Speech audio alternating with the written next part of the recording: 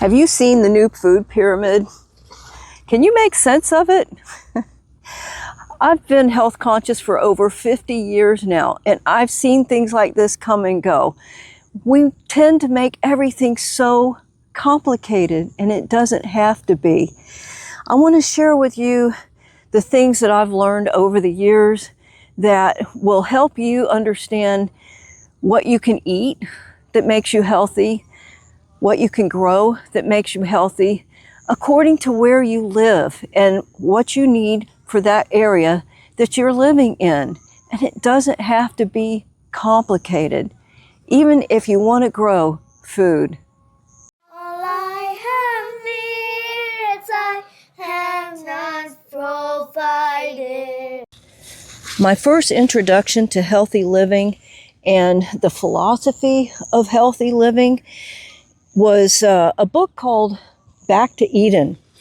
Now, I haven't read the book lately, and I'd be willing to bet there's some things in there that I don't agree with, but as a whole, the book just made sense to me. And that was a big eye-opener to me, that we don't have to follow along with what the food pyramid was at the time. And so I also think that you still don't have to follow along with the new food pyramid, if you can make sense of it. So back in the 70s, the big concern was, are you getting enough protein? And that still seems to be the big focus. I've seen that requirement for a woman my size and age go from 60 grams of protein per day. Oh no, 5 years later, no, it's not necessary. 30 grams is plenty. And then before you know it, back up to 60. But have you ever wondered why suddenly there's so many of us that can't eat grains? And why we're staying away from healthy food like vegetables? There's a reason. It's because instead of just growing food the way God intended it to grow, well, we've made it complicated. So the two books that have greatly influenced me with how I go about making healthy choices and how I grow food, Back to Eden and Are You Confused? So Back to Eden pretty much covers from soil preparation through how to treat diseases with herbs, and how much protein you really need, the mineral you need, how much fiber you need. And it's just, and also some recipes. So I highly recommend it. It is back in print, so get it. The next book is Are You Confused by Paavo Airola. The reason I like this book is because it helps you to understand the ebb and flow of opinions about our health and how we're to care for ourselves. It gives us a good basis on how you should eat according to where you live. That just made so much sense to me. Where I live, the soil is sandy and the water is very hard water. And between the two, it balances each other out. Whereas if I live in the mountains, the soil is rich and the water is soft water, doesn't hold a lot of minerals. So, it just made a lot of sense to me. So if you buy your food from the grocery store, be sure to include things that grow well where you live. For example, here I can buy mangoes and papayas and yucca root, things like that. If you live, let's say, further north, you can buy apples and potatoes. We don't grow that very well here. In fact, we can't grow apples here in Central Florida. So that same is true with your garden. Find an old gardener, an old gardener whose parents and grandparents grew vegetables. Find out what their staples are in their garden. For me, here in Central Florida, which is basically a subtropical climate, I grow a lot of beans and peas and corn in the springtime. I can grow lettuce and broccoli in the winter. So you see, you have to find out what grows well in the climate you're in and in the season that you're in. If you cannot grow your own food, then try to find out what does grow and what is in season in your area. Sure, it's okay to buy apples even if they don't grow where you live, but concentrate more on the vegetables and fruit that grow well during the season that you're in. Your body needs the nutrients that that vegetable or fruit has to offer for that time. And that is the basis of what Paavo Airola was talking about, that where you live, your body needs certain nutrients for that climate. And so that is what you concentrate on. Have you ever wondered why there's so many foods that we can no longer tolerate? Well, I believe it comes from man trying to do better than God. God makes our fruits and vegetables a certain way, and we just decide that we can grow better food by modifying the seeds. So, what is the easiest way to figure out what you should eat where you are? I had a very wise doctor that I had while my children were growing up. He understood that a lot of the disease he was seeing could be prevented with good nutrition. And he gave me a formula that worked the whole time I was having babies and raising my children.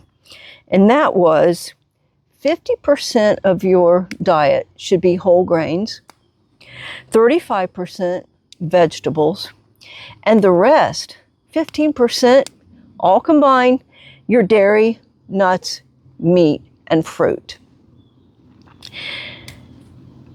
I have flipped that, the vegetables and the grains, as I've gotten older, because I'm eating more and more legumes. So I just say the legumes are vegetables, and so I eat 50% vegetables and legumes, 35% whole grains, and the rest is meat and dairy, nuts, and fruit. Now, I personally can no longer eat meat. As I've aged, I've become very intolerant to it. Have you understood that there's a lot of intolerances to food that we didn't used to have? Things like grains, that seems to be the most prevalent. People can no longer eat grains. Now, why is that?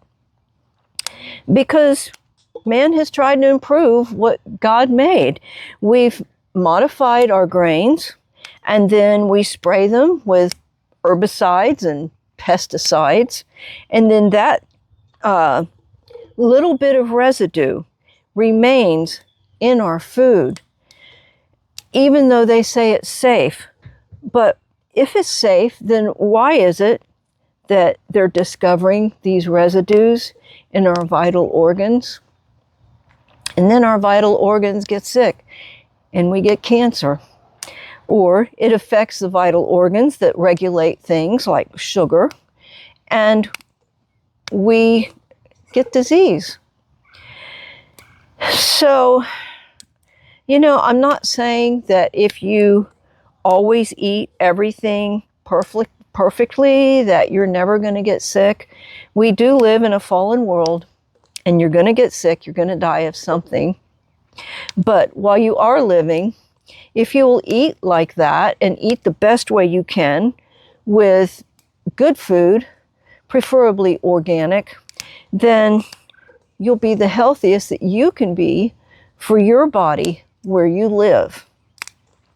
I have a friend who came up with thyroid cancer, and her very wise doctor asked her, "Do you live near a farm?" And she says, "Well, I live on a farm."